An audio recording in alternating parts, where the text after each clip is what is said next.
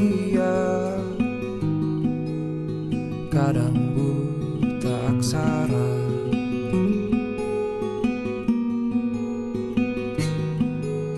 Sepi itu indah, percayalah.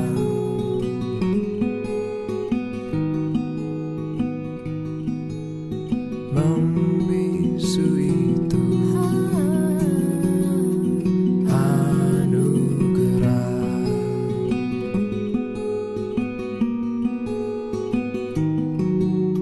Seperti hadirmu di kala gempa, jujur dan tanpa bersandiwara. Assalamualaikum, saya Master Yus berasal dari Hulu Langat, Selangor dan sekarang menetap di Kuala Selangor.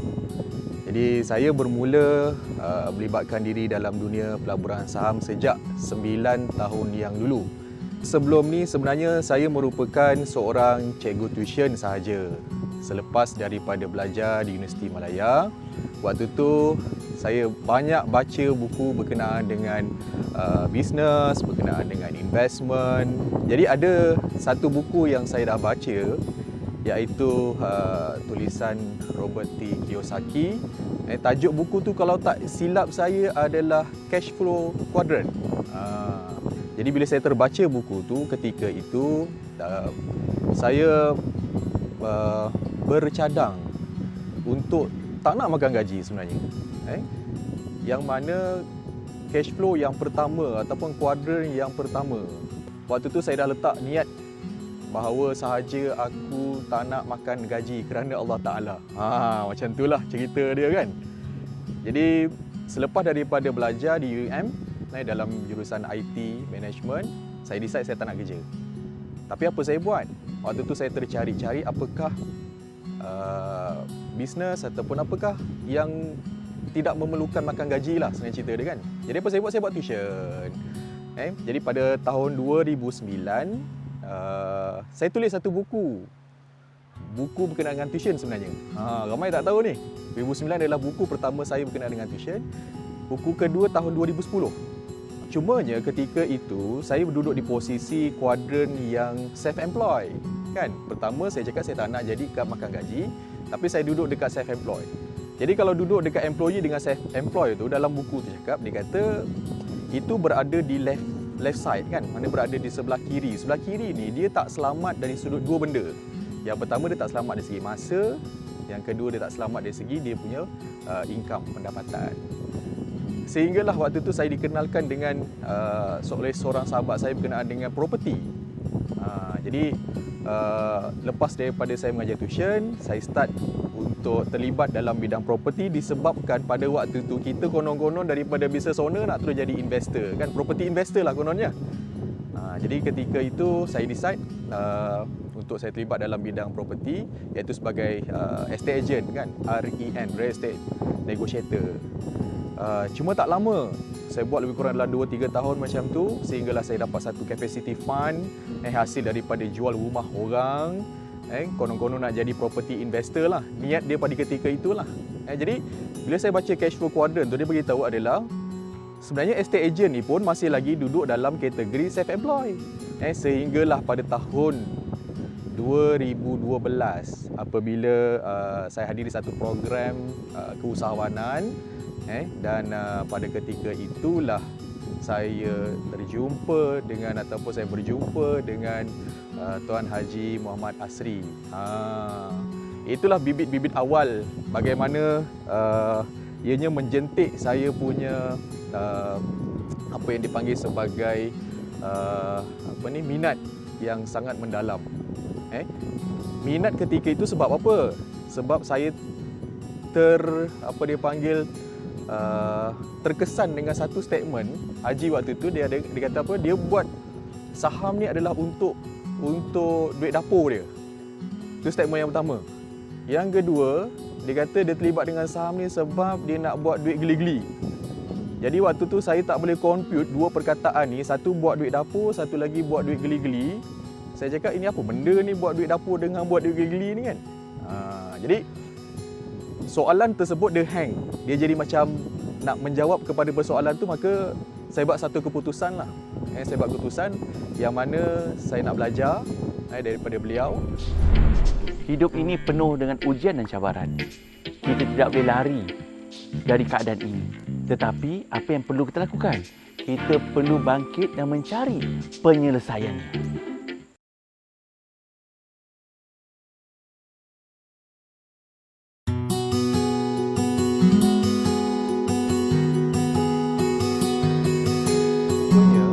Sedar tak sedar, saya telah memenuhi 3 big why yang sangat besar dalam diri saya lah. Yang pertama adalah saya nak masa saya bersama-sama dengan anak-anak saya, bersama dengan isteri, bersama dengan mak abah, bersama dengan keluarga. Big why saya yang kedua sebenarnya adalah berkenaan dengan bagaimana hari ini saya boleh buat keputusan saya sendiri. Dan dia tidak melibatkan keputusan orang lain. Maknanya macam mana? Maknanya sekarang ni, kalau saya kata saya nak pergi bercuti sebagai contoh tadi kan, maka saya boleh buat keputusan cuti sekolah bulan 3 ni saya nak bawa anak-anak pergi bercuti. Bercuti kat mana? Kali ni kita plan nak pergi Mekah dengan Madinah. Kan? Mana pergi mengerjakan umrah lah. Jadi kita tidak ada satu kongkongan daripada pihak-pihak yang ketiga, terutama daripada orang-orang, daripada majikan lah senang cerita kan. Big why saya yang ketiga adalah sekurang-kurangnya duit yang saya ada, simpanan yang saya ada, simpanan lebih yang saya ada, dia boleh beranak sendiri. Maksud beranak sendiri ni apa? Saya beli satu saham tu saham yang bisnes dia bagus, pengurusan dia bagus, dan dia memberi keuntungan kepada kebagusan dia punya bisnes tu, maka sedikit sebanyak keuntungan saya dapatlah sebagai pemegang saham. Kan? Jadi kalau dulu orang tanya saya, kerja apa Yus? Dulu saya cikgu tuition. Saya buat estate agent. Tapi sekarang kalau orang tanya buat apa? Kalau nak tahu Petron tu Ana yang punya. Kalau nak tahu bisnes MyEG tu Ana yang punya. Kan? Jadi hari ini kita merupakan seorang pemilik kepada bisnes-bisnes besar yang ada dekat luar sana lah. Jadi dengan 3 big why ni, dengan keadaan masa yang kita ada, yang kedua adalah kita boleh buat keputusan diri kita, dan yang ketiga adalah kita ada fund, kita ada dana yang kita mampu untuk merealisasikan apa yang kita nak, apa yang kita hajatkan.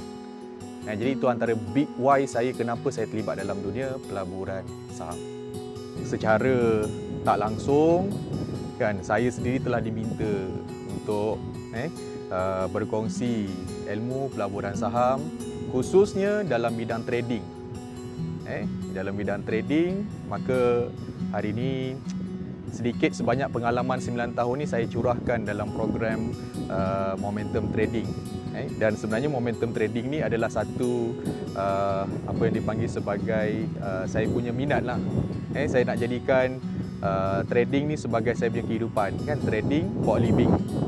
So itulah menyebabkan hari ini Haji Asri sendiri paksa saya pula untuk pergi mengajar orang. Aduh, tak pernah terfikir nak pergi mengajar. Yang saya hidup ingat ataupun saya punya intention sebenarnya adalah saya nak trade untuk diri sendiri, untuk buat duit diri sendiri. Tetapi kata beliau, kalau kau tak share pengalaman kau ni, kau dosa. Itu menyebabkan saya tak boleh tidur malam. Kan, hari ini saya terpaksa mengajar disebabkan kalau saya tak berkongsi pengalaman saya ni kan, saya dosa. Dosa dalam istilah kita tak berkongsi manfaat kan. Jadi itu yang menyebabkan hari ini kalau tak ada niat pun kita nak mengajar, tapi hari ini mungkin orang dah panggil saya cikgu, dah panggil saya guru, dah panggil apa dia panggil, ialah tenaga pengajar, juga salah seorang tenaga pengajar di Asri Ahmad Academy.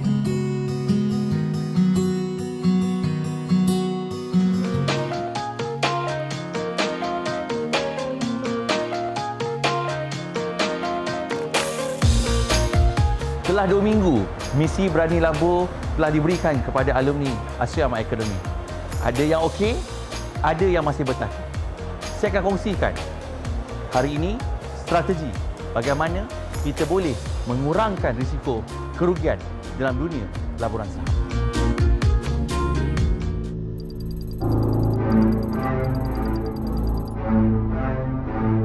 So hari ni kita orang jumpa lah dekat sini. Kita cerita pasal right management. Belajar banyak lah hari ni kan, because bila kita get together ni, kita dengan mission yang kita nak buat ni, sambil-sambil tu kita belajar ilmu baru, because kita ada 3 coaches kan.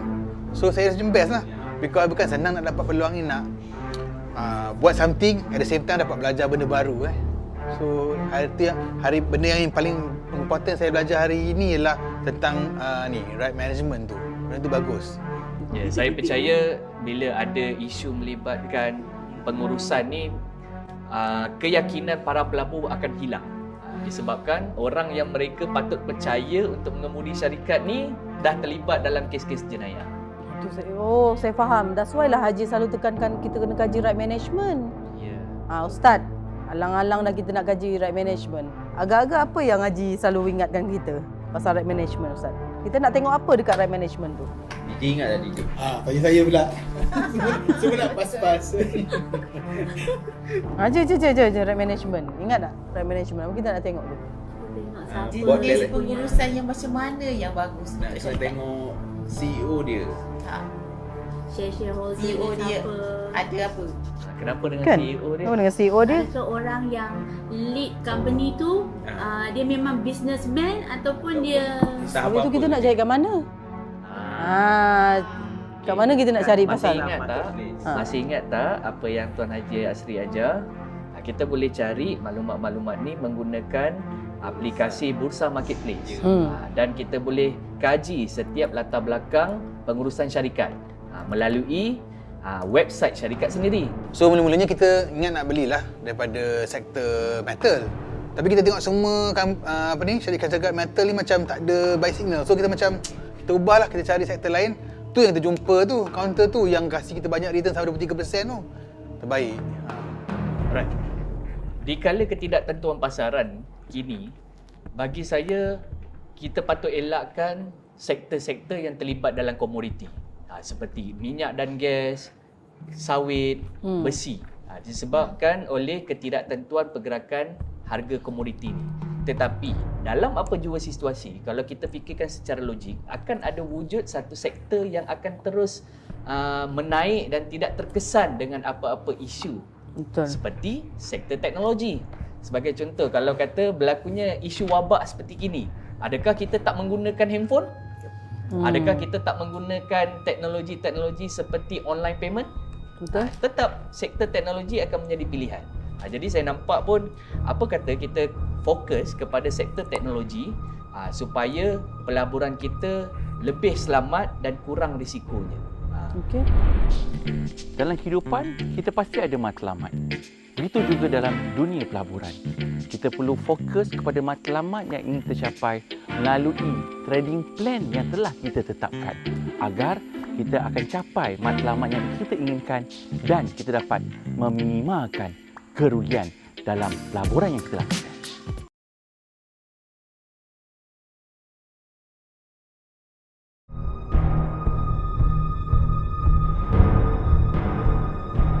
Jom mari kita tengok kaunter apa yang ada signal membeli.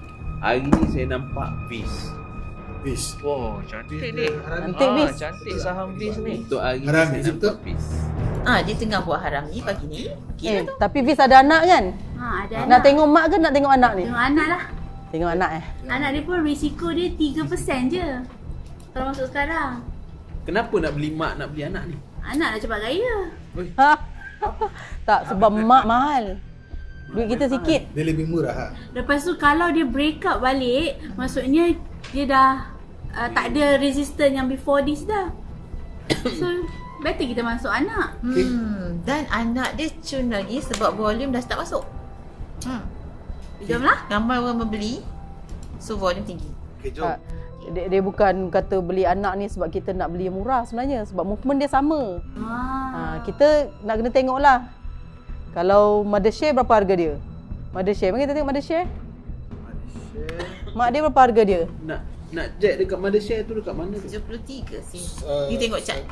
Tengok cat sekarang. Cat mak dia Tarikh hari ni tau. 70 73 sen. 73 sen. So 73 sen. Anak? Anak dia 38. 38. Dia bukan sebab murah atau mahal tau. Sebab kita tengok movement dia, Vis, Mothershare dengan anak sama jalan kan. So soalan saya ialah ni, kan kadang orang beli Mothershare, kadang orang beli Warren. So apa bezanya Warren dengan Mothershare? Mana satu nak beli tu? Mana satu nak beli tu Kak Dibah? Bagi explain dulu kat DJ Fast ni. Saya selalu confuse tu. Kalau macam nak beli Mothershare ke nak beli Warren? Dia selalunya Mothershare tu mahal. Tapi Warren tu dia dibuat supaya dia menjadi pemanis. Okay. Orang boleh beli saham yang lebih kurang sama pergerakannya tapi dia lebih murah. That's why Warren dikeluarkan oleh syarikat. Biasanya lah trader dekat luar ke, dekat mana-mana pun dia akan cari yang harga murah sikit.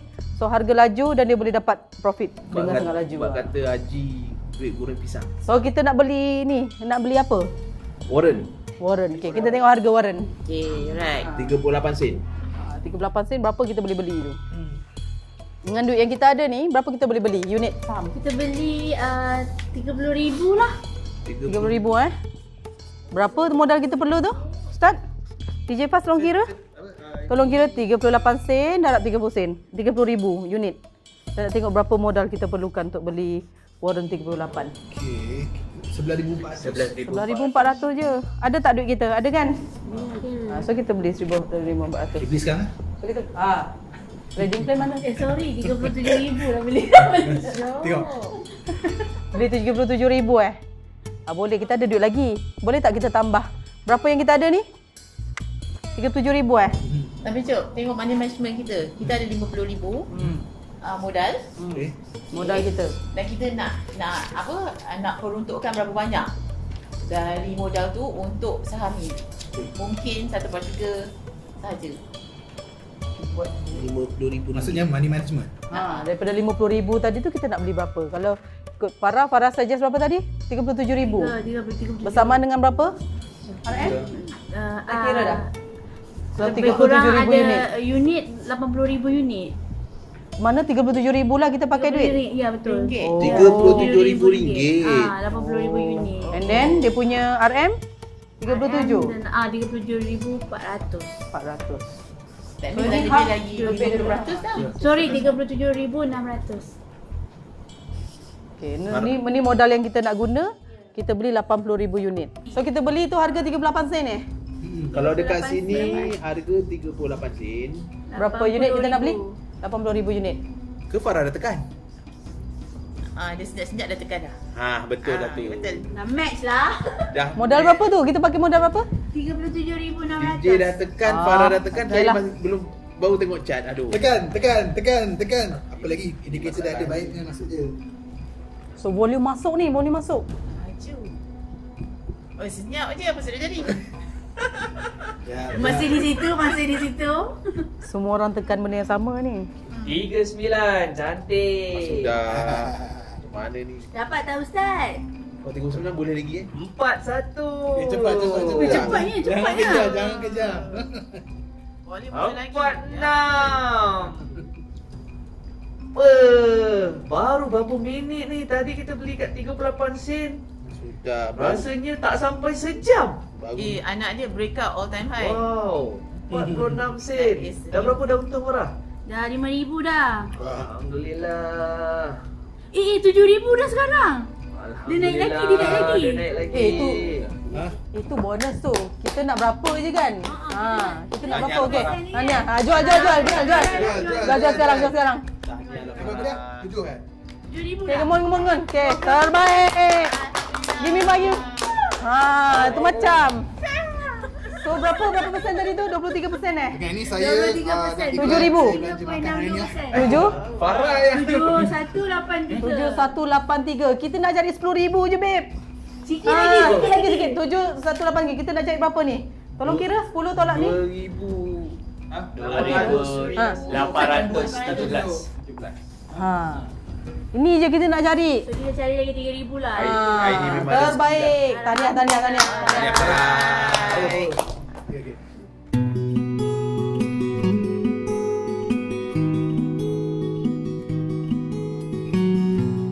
Alhamdulillah. Tadi saya dengan Ros pergi satu tempat ni. Kita orang datang je tengok satu kafe daripada atas sampai dia punya view dekat bawah tu sangat lawa je. Kemudian dia buat satu hujung tu ada satu macam Eiffel Tower. Ya. Jadi kita datang macam impress tau. Macam mana satu masa yang diorang dah pernah hancur, lebur kan. Tapi macam ni diorang bangkit dan dia punya kafe daripada view sampai daripada atas tu memang lawa. Dan saya percaya ianya pasti hasil daripada pengurusan yang bagus je kan. Sebenarnya dalam kehidupan ni, isu utama hari ini di dunia, bukan di Malaysia, di dunia adalah tentang isu human capital, isu manusia yang hebat. Kerana dalam sebuah organisasi, dalam sebuah perniagaan maupun dalam pelaburan, kita menitik beratkan tentang kehebatan sesebuah organisasi. Sebab itu kita melatih para pelajar kita, para alumni kita bila terlibat dunia pelaburan saham ni, perkara pertama yang antara perkara yang penting yang mereka perlu perhalusi adalah sejauh mana kehebatan sesebuah pengurusan dalam sesebuah syarikat maupun organisasi, kerana kita ingin jadi sebahagian daripada pemilik syarikat. Dan ini yang berlaku. Kita lihat syarikat-syarikat yang hebat di dunia itu, saya percaya punya CEO yang bagus, pengarah-pengarah yang hebat, pemegang saham yang berani bersuara tentang hak mereka. Jadi ini tak langsung akan memberi manfaat kepada semua para pemegang saham. Sebab itu pentingnya sebenarnya kita sebagai individu, sebagai orang yang terlibat di organisasi, yang terlibat dalam syarikat korporat dan sebagainya, kitalah yang sebenarnya yang memandu ke mana kejayaan sebuah organisasi ataupun syarikat. Begitu juga kita lihat hari ini, kita berada di Sabang, di Aceh. Kita bagaimana mereka bangkit. Kerana mereka punya minda dan tanggungjawab untuk berjaya dan bangkit kembali. Jadi sebab itu sama je sebenarnya dalam kehidupan ni. Betul kan?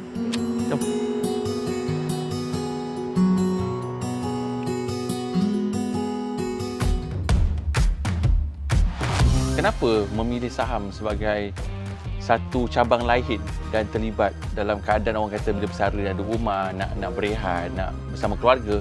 Kami duduk satu meja dan kami boleh berbual dalam satu topik yang sama.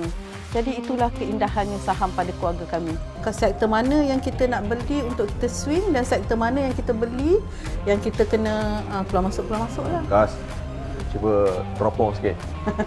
Mana kaunter-kaunter yang hari ni? Orang yang berjaya, orang yang berani bertindak melakukan sesuatu yang baru dalam kehidupan. Ayo bersama kami di program Berani Melambung.